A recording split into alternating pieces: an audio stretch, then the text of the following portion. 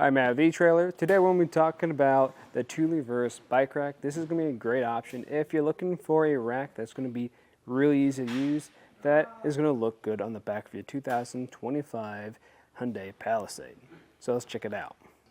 So if you're a pretty experienced rider and you've used a couple bike racks in the past, you usually pick up on a few things that's a little bit hard to navigate with them. They usually typically have one or two flaws.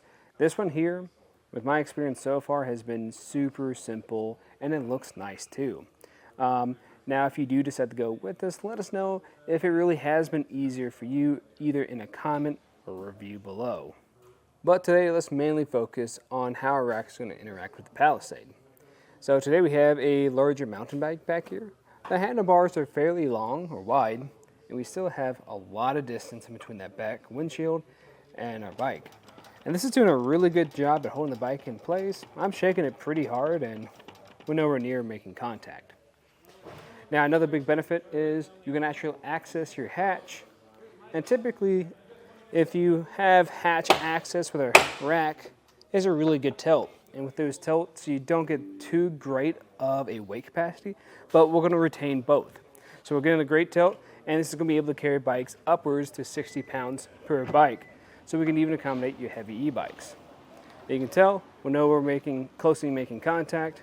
And the reason why you might want to open up your hatch with the bike on here is maybe you're getting ready for your ride, you need to sit down, tie your shoe, grab your helmet.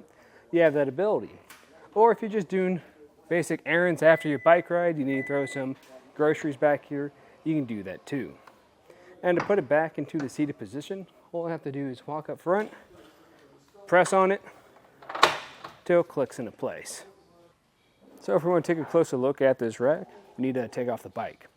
Where I like to start is with this rear strap, and this area back here is actually really well designed because this cradle here slides really smoothly, and this strap is actually a ratcheting strap, which Thule does a lot, but it makes this really smooth to operate and helps you get a really snug fit. And this even pivots out of your way. And if I come to the front side, with this one, I like this lever, this button or trigger, because I pull on it.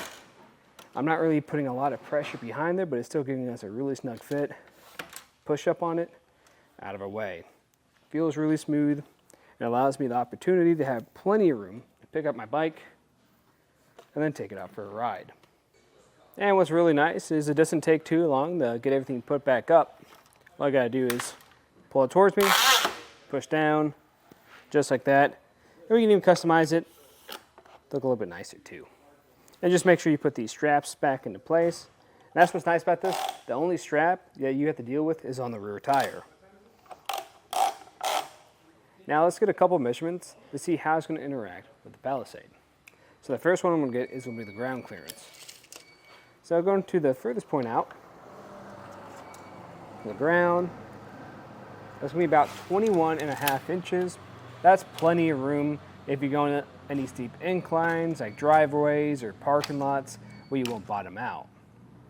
Now, for the total distance that's going to stick out from the back of the vehicle from that back bumper, that's going to be about 37.5, which is pretty common for a 2-bike carrier, but we can save some space. All we have to do is fold it up.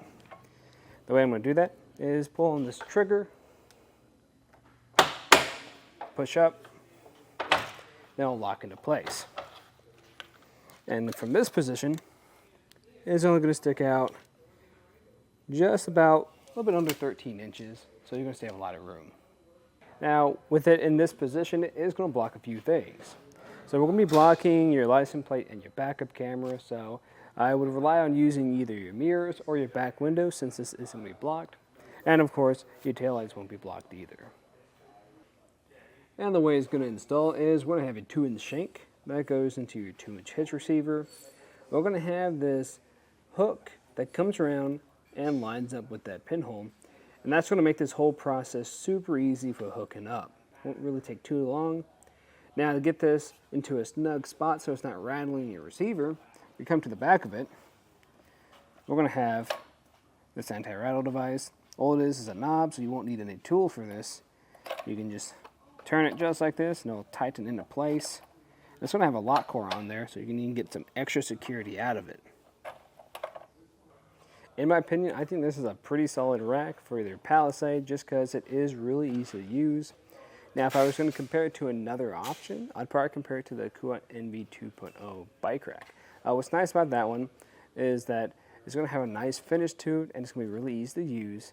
I think the anti-rattle device on that one's just a little bit easier to use compared to this one, and it's going to have a bike repair stand built into it. But when it comes to actually moving those trays around, or even just how the trigger works on here, I just think this is a little bit easier to use. But of course, it's just going to come down to your personal aesthetic and which one you like more, so I'd recommend checking that one out too. But of course, if you have any other questions, please let us know here at eTrailer. But again, I'm Matt. Thanks for watching.